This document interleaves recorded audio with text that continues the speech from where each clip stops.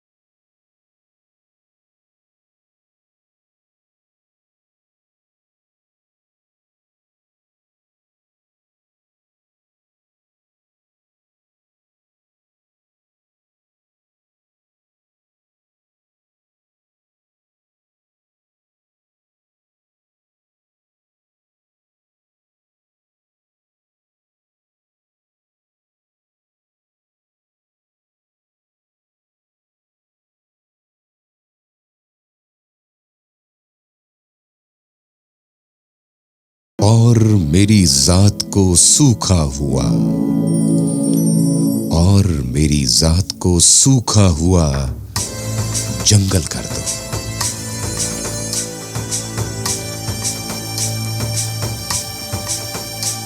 अपने एहसास से छूकर मुझे संदल कर दो।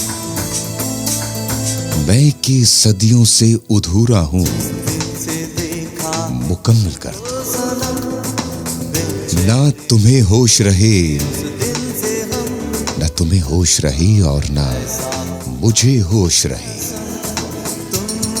इस कदर टूट के चाहो, इस कदर टूट के चाहो, मुझे पागल कर दो। आप सुन रहे हैं दिल के अफसाने अत्थर रिजवी के साथ सुनो FM 89.4 और 96 रेडियो नेटवर्क से। कैसे बताएं